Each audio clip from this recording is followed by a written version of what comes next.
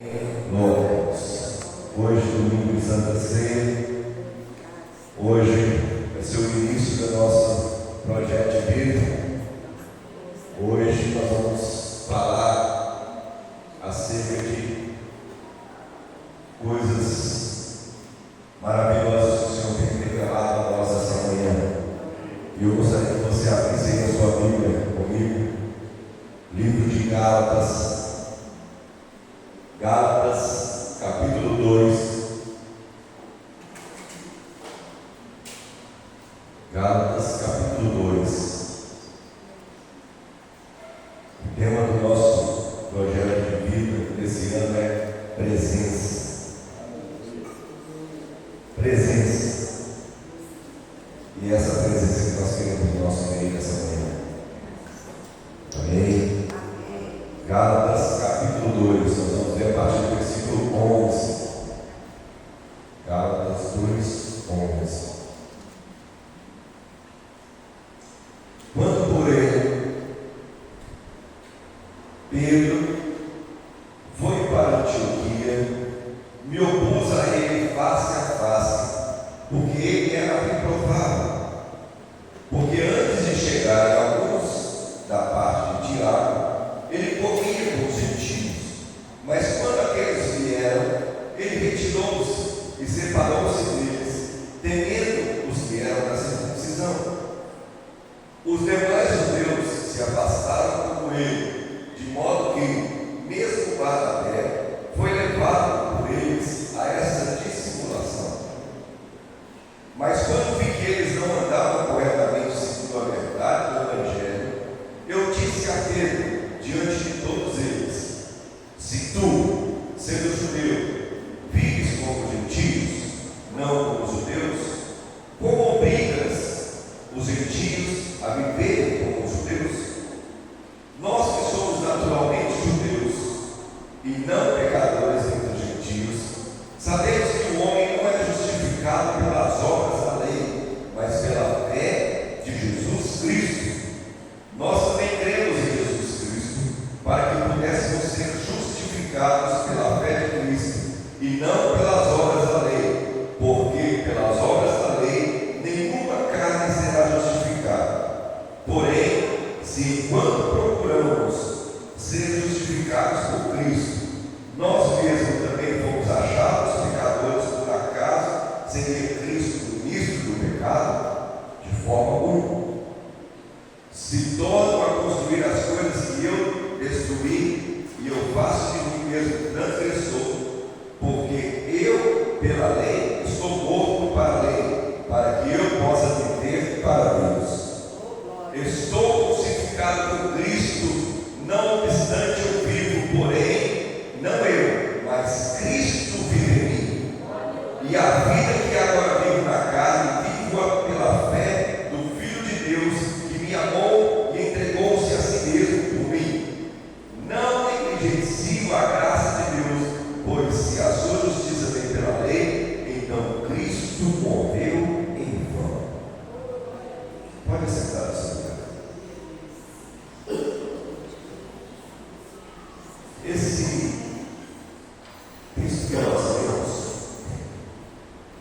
ele retrata aqui uma situação em que nos faz analisar algumas questões, algumas coisas.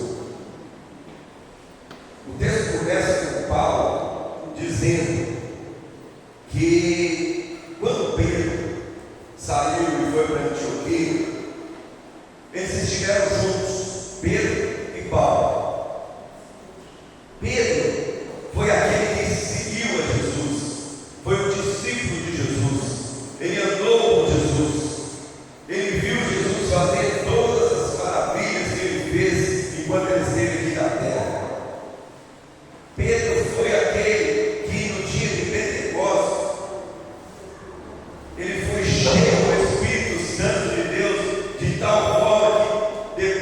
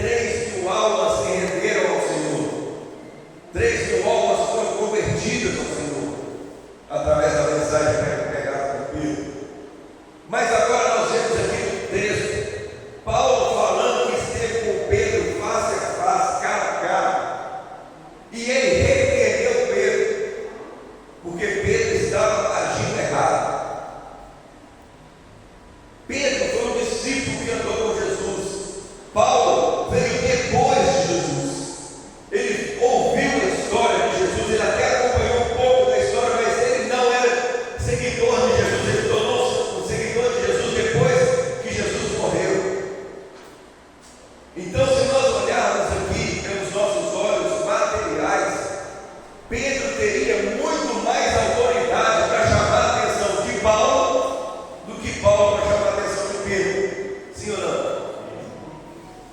Porque Pedro poderia dizer: Paulo, fica quietinho, segura a sua onda aí, porque quem andou com Jesus fui eu. Você só conhece ele porque você ouviu dizer as coisas que ele fazia. Eu andei com ele. Eu não vou aceitar que você me repreenda, não. Isso olhando pelos olhos carnais, pelos olhos materiais. Mas o que eu quero mostrar para você hoje, o que eu quero trazer para você hoje, é que Deus não olha qual é a sua posição para poder te usar.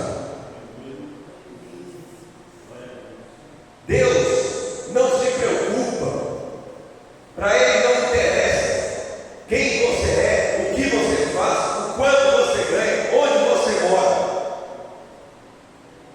Para Deus o importante é se você está firmado nessa palavra e andando de acordo com o que Ele está.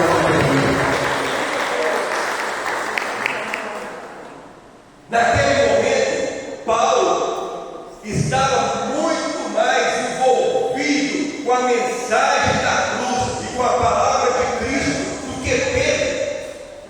Por isso que Paulo foi usado com autoridade pelo Espírito Santo de Deus para chamar a atenção de Pedro. Isso nos faz pensar o seguinte: quando Deus usa alguém para nos chamar a atenção ou para abrir os nossos olhos, nós temos que ser humildes o suficiente para entendermos que aquilo que aquela pessoa está trazendo para nós vem da parte de Deus e que nós precisamos receber.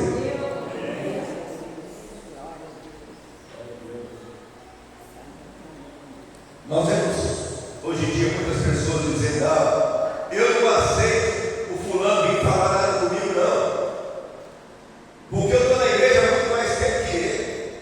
Eu sou líder, eu sou isso, eu sou aquilo, e eu não aceito, não, porque eu não concordo. Eu quero te dizer uma coisa: a Bíblia diz que o profeta saiu do seu lugar e se vendeu. E foi levado uma profecia que não era de Deus para um determinado povo. E de repente, durante o caminho, Deus parou aquele profeta que estava montado em uma mula. Durante 3 vezes isso aconteceu. E aquele homem bateu na mula, aquele homem brigou com a mula, aquele homem xingou a mula. O profeta chamava-se Balaão. E de repente, aquele homem bravo com o animal, a mula vira para ele e fala: por que esse cara está batendo? O que é isso? Por que você está batendo em mim? Já é a terceira vez que você me bate. Você já pensou nisso? Uma mula falando com você? Você já pensou? O seu cachorro falando com você? Muito provavelmente nós vamos sair correndo. Misericórdia, esse cachorro tem demoniado. O cachorro está falando, a mula está falando. Deus me perdoe, Senhor, tem misericórdia desse bicho. Repreenda em nome de Jesus. Mas não era o demônio o que estava falando na boca daquela mula. É a boca de Deus. O próprio Deus estava falando através daquele animal. Porque o homem que era profeta estava agindo errado, e Deus estava guiando os caminhos dele, colocando um anjo diante daquela mula para ele poder não chegar onde ele ia, para não fazer a coisa errada. Só que ele estava tão distante de Deus que ele não conseguia ver o anjo, mas o animal, a mula, conseguia ver. Às vezes nós estamos achando que estamos seguindo com Deus, que estamos caminhando com Deus, mas Deus tem nos dado sinais e nós não estamos conseguindo ver. Aí Ele usa outras pessoas para poder abrir os nossos olhos. E isso estava acontecendo com Pedro. Pedro não conseguia, não estava enxergando o contexto daquilo que ele estava vivendo, e foi necessário que Paulo chamasse a sua atenção. Porque, segundo nós vemos aqui, a conduta dele era repreensível. Se nós estivermos agindo errado, fazendo alguma coisa errada, de acordo com o que está escrito dentro dessa palavra, e alguém usado por Deus vier nos repreender,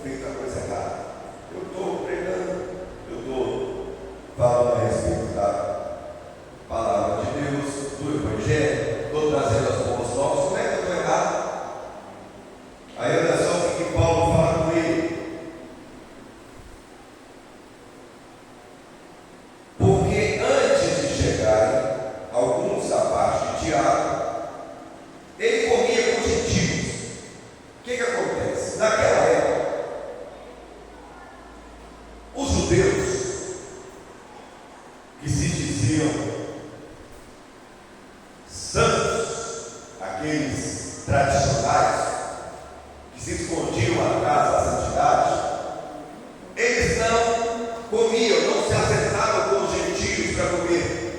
Por quê? Porque eles achavam que os gentios não eram dignos de estar na presença do judeu. Só que o que aconteceu? Depois que Jesus veio, e a Bíblia diz que quando ele estava na cruz, que ele disse que estava tudo consumado, lá no templo o véu se rasgou de cima a baixo, e aí, como esse ato do véu se rasgar, parou, deixou de ter separação entre o homem e Deus. Nos deu livre acesso a Deus. E essa separação que a lei fazia entre os judeus e os gentios, ela caiu por terra naquele momento, porque a partir do sacrifício de Jesus na cruz do Calvário, todos quando receberam, deu-lhes o poder de serem chamados filhos de Deus. Tanto os gentios quanto os judeus, quanto qualquer pessoa que aceitaram Jesus como seu único e suficiente Salvador e entender o sacrifício da cruz e receber o sacrifício, ele se torna filho de Deus. E não tem filho predileto. Os filhos são todos amados e são todos entendidos da mesma forma. Aí Paulo está falando com Pedro: deixa eu te falar um negócio aqui, meu camarada, seu cara de pau. Quando os judeus estão longe, quando aqueles que se dizem seus irmãos estão longe, você se assenta com os gentios, você come com eles, você se reúne com eles, e está tudo certo. Quando seus irmãos chegam, você vira as costas e se acha um santarrão para poder mostrar para os seus irmãos que você está seguindo a palavra de Deus.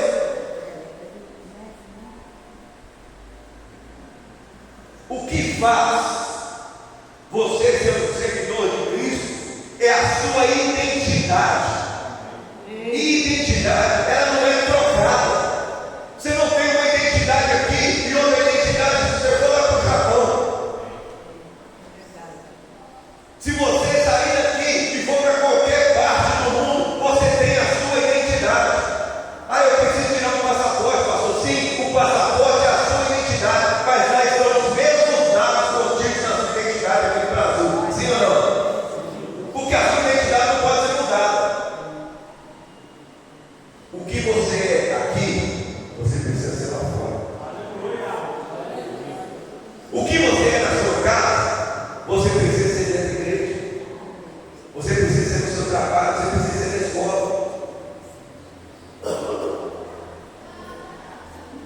Tem uma ilustração que muitos pastores usam aí, de um homem que chegou na igreja, não era convertido, a sua esposa era convertida, estava lá na igreja sempre, e um dia chega um homem que não era convertido para o pastor e fala: pastor, eu estou querendo pedir para o senhor autorização para eu me mudar aqui para a igreja. Aí o pastor até assustou, falou: mas esse homem é convertido, não é? Como é que ele está querendo mudar para a igreja? Mas me explique, por que o senhor quer mudar para a igreja? O senhor não tem a sua casa? Tem, é a minha casa. Pois é, a sua esposa mora lá que você mora. Mas por que o senhor quer mudar para a igreja? Sabe por quê, pastor? Porque a minha esposa dentro da igreja é uma maravilha. A minha esposa dentro da igreja é uma bênção. Ela cumprimenta todo mundo, ela ri para todo mundo, ela é feliz, ela é alegre, ela é uma pessoa agradável. Vai na casa conviver com ela, para o senhor ver quem ela é. Mudança de identidade. Você quer ser uma pessoa dentro da igreja e outra pessoa lá na sua casa? Você quer ser uma pessoa dentro da igreja e outra pessoa lá nos seus vizinhos? Qual o testemunho que os seus vizinhos têm a seu respeito para dar a você? Será que os seus vizinhos, quando olham para você, falam: ó, esse aqui é servo de Deus, esse é cristão, ele é diferente? Ou ele fala que é crente, mas olha, só fica arrumando parado, só fica brigando, só fica arrumando confusão. Deus não te chamou para você ter vida dupla. Deus te chamou para você ser um só com Ele. Um só. Independentemente de onde você está, de onde você vive, de onde você vai.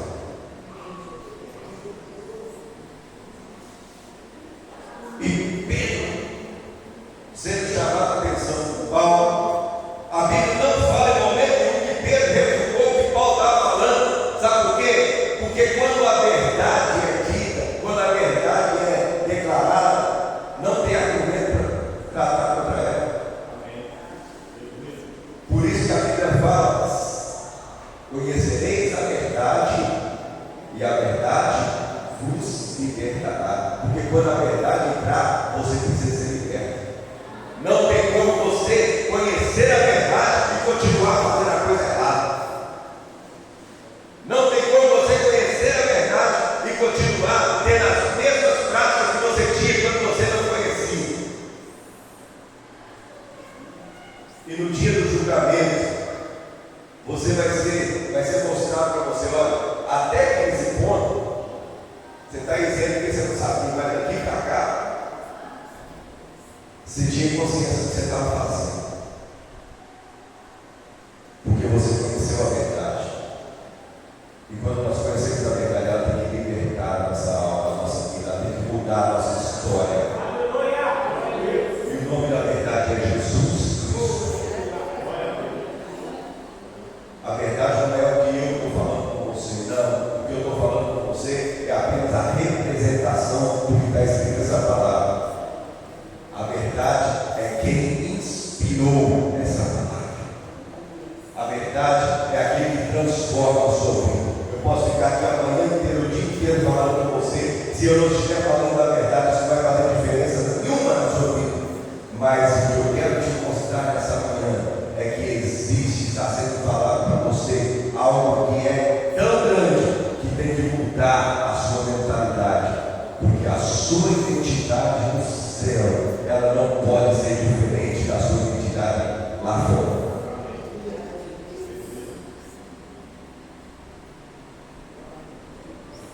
Esses dias nós estávamos lá em casa, sentados à mesa, e nós estávamos conversando, e eu falei isso com o Arthur. E aí, depois se quiser perguntar para ele, falei para ele: Arthur, você não pode ser uma pessoa aqui em casa conosco e outra pessoa com seus amigos e outra pessoa com a sua namorada. Você não pode mudar o seu jeito de ser por causa das outras pessoas. Sabe por quê? Porque você é um servo do Senhor, você é alguém que foi transformado pela mensagem da cruz. E o que você é aqui, você precisa ser lá fora, você precisa ser na escola, você precisa ser no trabalho, você precisa ser na sua namorada, você precisa ser com seus amigos, você precisa ser a mesma pessoa. A sua posição é uma só: filho de Deus.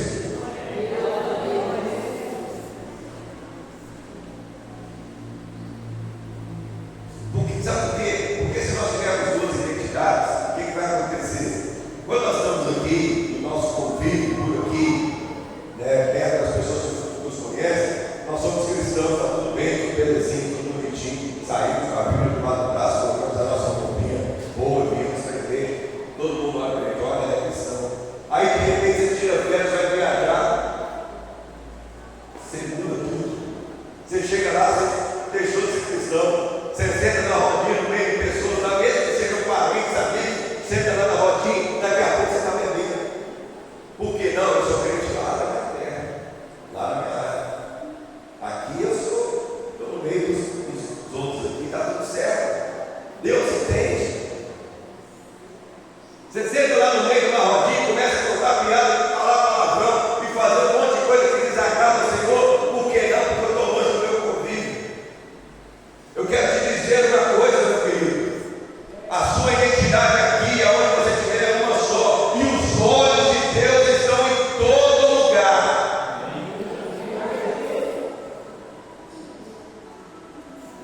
Quando Jesus mandou os discípulos irem embora junto com a multidão, porque eles não estavam, a multidão não agradava daquilo que ele estava dizendo, os discípulos viraram para ele e falaram: Senhor, para onde é que nós vamos, se só o Senhor tem palavra de vida eterna?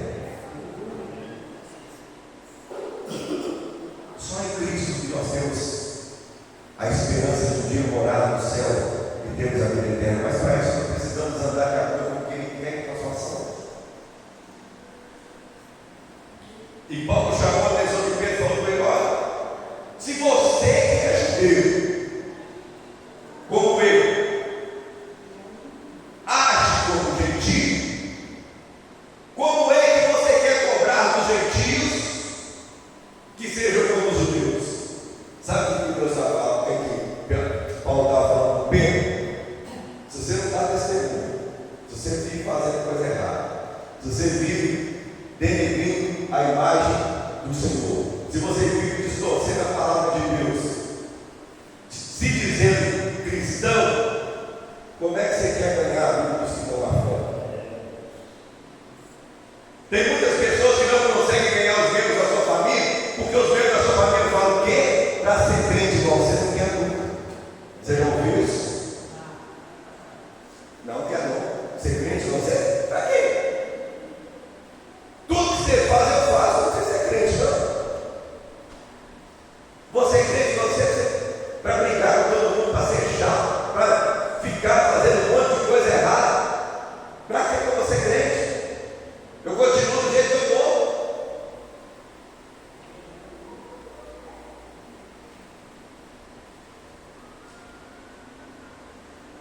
Um conselho que você dá para alguém, ou uma palavra que você prega para alguém,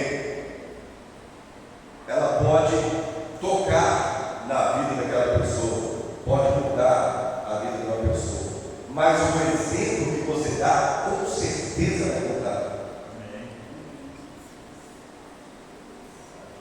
O meu pai fala muito isso, você já deve ter ouvido aqui na mensagem.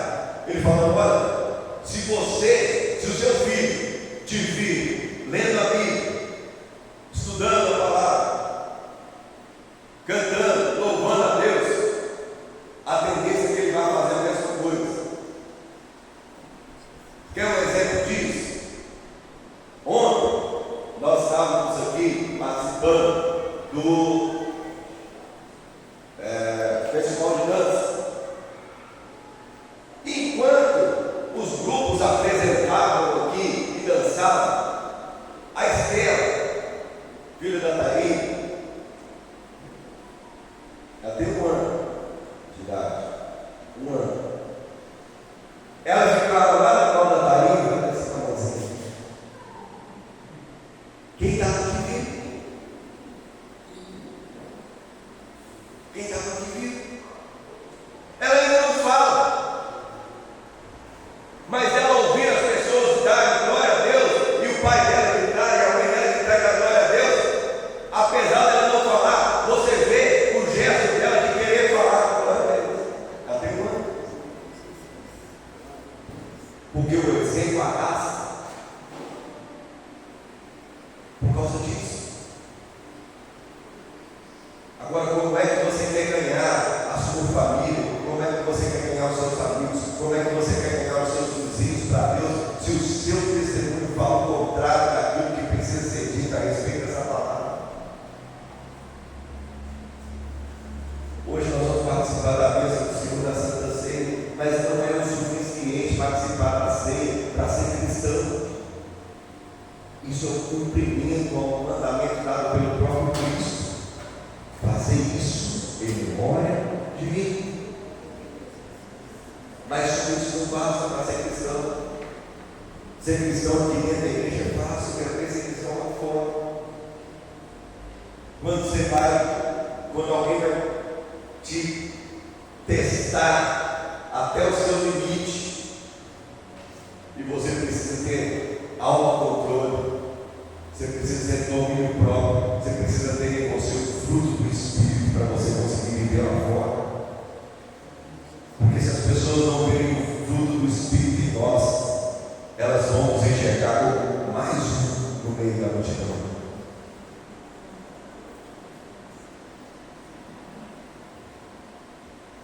Vamos seguir aqui. Olha só o que Paulo fala para Pedro. Nós que somos naturalmente judeus, quer dizer, nós que nascemos judeus, ou nós podemos trazer isso hoje para a nossa linguagem, nós que somos cristãos e não pecadores dentre os gentios, sabemos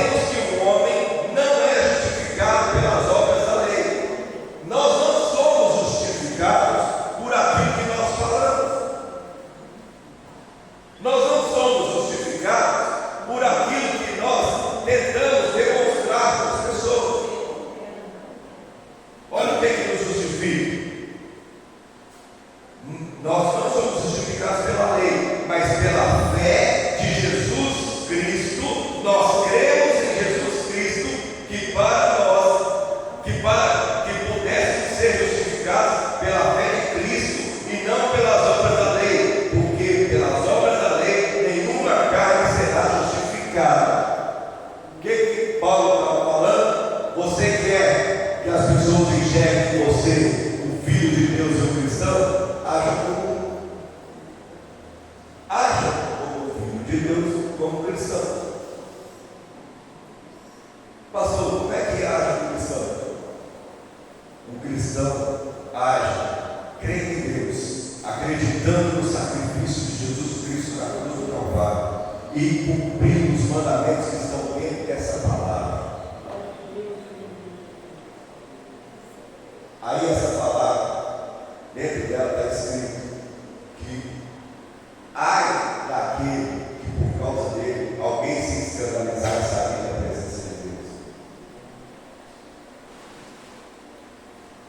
Você precisa demonstrar para as pessoas que é muito melhor estar com Cristo do que estar lá fora. E as pessoas precisam ver isso em você. Você é cristão, você chega no meio da sua família, no meio dos seus amigos e gente que não é crente. Aí ele pergunta para você como é que estão as coisas, meu querido. Não, está ruim. A situação está feia, está preta. Está osso, está difícil. Aí a pessoa fala, você é crente. Toda vez que encontra essa pessoa, só fica reclamando. Está tentando dar ele ser crente. Ontem nós ouvimos uma mensagem aqui do pastor Edmilson. E ele falava o seguinte: quando alguém perguntar para você como é que a sua família está, mesmo que eles não sejam convertidos, mesmo que eles não estejam na presença de Deus, você vai falar, eles são uma bênção. A minha família é uma bênção. Como é que está a sua mãe, meu querido? A minha mãe não é uma coisa abençoada. Ele profetizava isso sobre a vida da mãe dele quando ela estava lá no centro espírita, servindo ao diabo. Como é que estão os seus irmãos? Os meus irmãos são ministros de louvor na igreja, eles são uma bênção, eles adoram o Senhor, eles trabalham na igreja, eles fazem tudo, os irmãos dele lá na discoteca dançando. Mas você precisa trazer à existência aquilo que não existe. Para de ficar chorando em canto, de ficar reclamando, de ficar profetizando maldição sobre a sua família. Porque você, enquanto cristão, as pessoas esperam de você palavras que vão jogá-la para cima, não que vão jogá-las para baixo. E o Jesus, o Cristo que habita dentro de você, Ele é um Deus, um Senhor que traz o ser humano da perdição para uma vida de glória.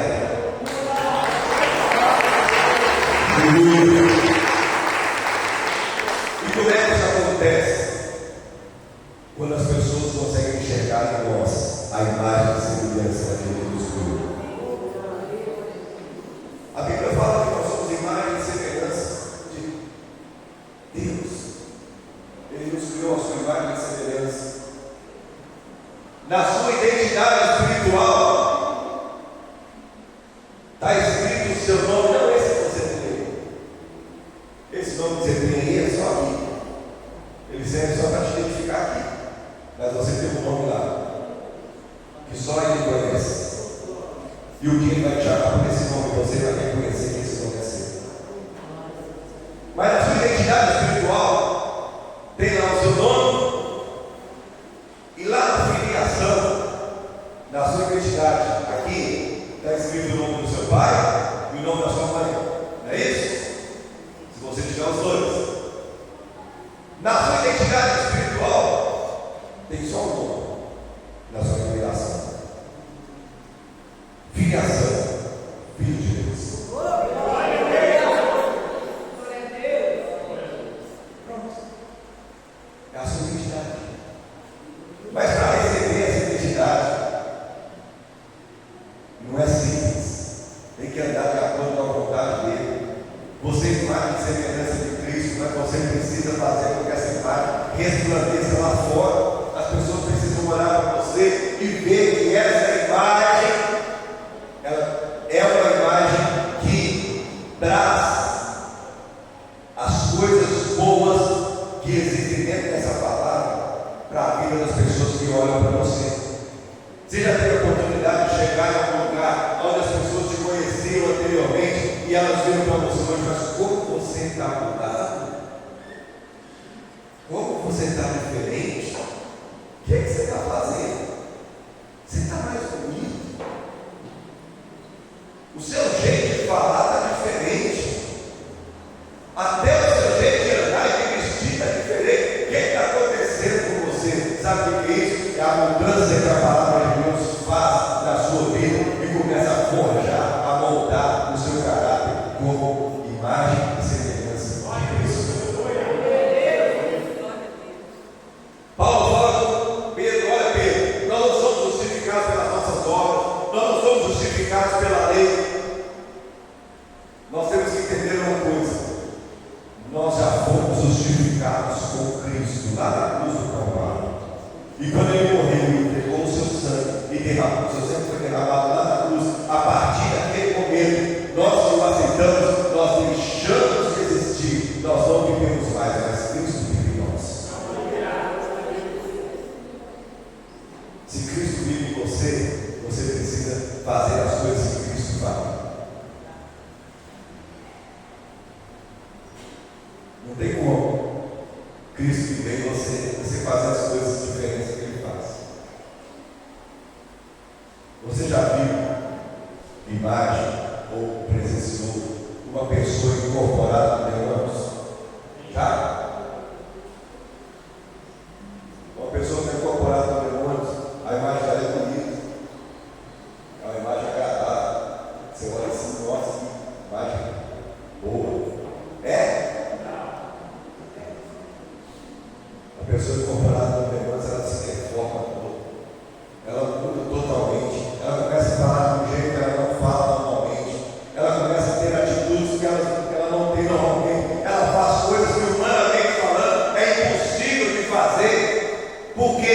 Porque naquele momento ela está sendo habitada por demônios. Então ela está fazendo o que os demônios querem. Então nós, enquanto filhos de Deus e servos do Senhor e filhos de Cristo, nós temos que agir como Cristo agiria, porque Ele habita em nós.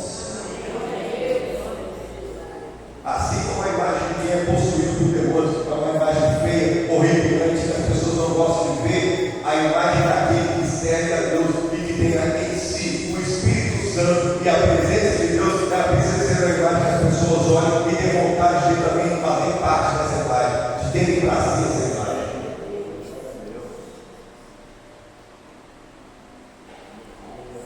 Você quer ganhar sua família para Jesus? Para de brigar. Começa a mostrar para eles quão bom é andar nos caminhos do Senhor. Para de reclamar. A situação está difícil para todo mundo, mas a vida jamais pode ser fácil. Nós temos que parar de reclamar. Nós temos que agradecer a Deus, porque Ele é provedor. E Ele tem nos dado tudo aquilo que nós precisamos, porque Ele tem cuidado de nós. Talvez não é o que nós queremos, mas é o que nós precisamos, porque Ele tem cuidado de nós. E nós precisamos, ao invés de reclamar, de chorar, de ficar lamentando, nós temos que agradecer ao Senhor por tudo que Ele fez, e principalmente porque Ele se entregou para morrer numa cruz do Calvário, sem ter nada a ver, sem ter nada, para que eu e você tivéssemos a expectativa de vida e fôssemos tornados filhos de Deus. Você foi justificado pelo sangue de Cristo lá na cruz do Calvário, e aonde você vai, essa marca tem que refletir. As pessoas têm que olhar para você e ver a marca do sangue de Cristo que foi vertido lá na cruz. Amém? Fique de pé no seu lugar. Nós vamos participar dessa vez